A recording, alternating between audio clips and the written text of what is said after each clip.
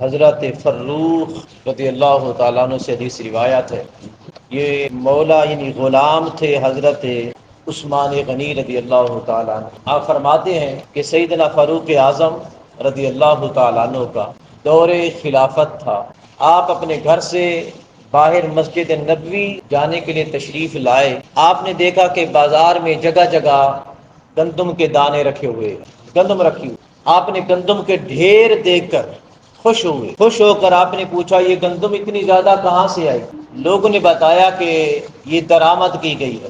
آپ نے فرمایا جس نے اس گندم کو لایا رب کریم لانے والے کو بھی برکت عطا فرمائے اور اس ڈھیر میں بھی برکت عطا فرمائے۔ برکت کی دعا مانگی آپ نے۔ جب آپ نے برکت کی دعا مانگی تو لوگوں نے بتایا کہ یہ دو لوگوں نے ذخیرہ اندوزی کر رکھی تھی، ان سے درآمد کی گئی ہے۔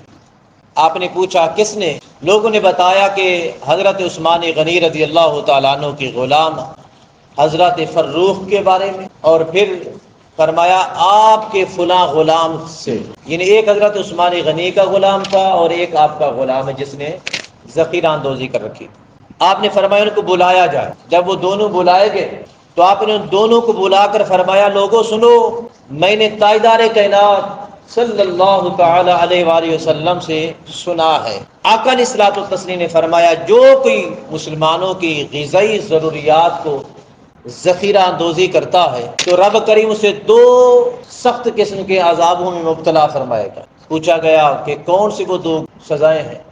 آپ نے فرمایا کہ پہلی سزا تو یہ ہوگی رب کریم اسے تنگ دستی دے گا۔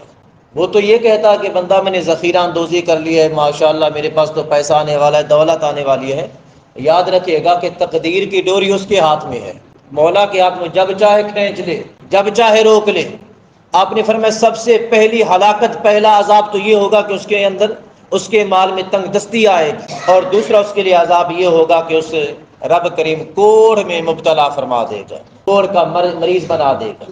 جب حضرت فروخ نے سنا حضرت عثمان غنی رضی اللہ تعالیٰ عنہ کے غلام نے، تو اس نے عرض کیا آقا میں آپ کو اور موجودہ لوگوں کو اور اپنے رب کو گواہ بناتا ہوں، وعدہ کرتا ہوں آئندہ کے لیے کبھی ذخیرہ اندوزی نہیں کروں گا، کبھی نہیں ہوگی ذخیرہ اندوزی۔ لیکن دوسرا غلام حضرت فاروق اعظم رضی اللہ تعالیٰ عنہ کا، وہ بہانے بنانے لگا، وہ کہنے لگا کہ ہم تو اپنا پیسہ خرچ کرتے ہیں، پیسہ خرچ کر کے جمع کرتے ہیں، مطلب کہ طرح طرح کے جیسے دور حاضر میں بہانے ہوتے ہیں نا، وہ بھی بہانے بنانے لگا، یعنی کہ صدق دل سے اس نے توبہ نہیں کی اپنے کام سے۔ حضرت ابو یحییٰ جو محدثین میں سے ایک محدث ہیں، وہ فرماتے ہیں میں نے اپنی آنکھوں سے دیکھا تھا حضرت فاروق اعظم رضی اللہ تعالیٰ عنہ کے اس غلام کو جس نے توبہ نہیں کی تھی اس عمل سے، رب کریم نے دونوں عذابوں میں اسے مبتلا کیا تھا، تنگ دستی بھی دی تھی اور کوڑ کا مریض بھی بنا دیا تھا۔ سو محترم المقام، یہ ذخیرہ اندوزی کرنا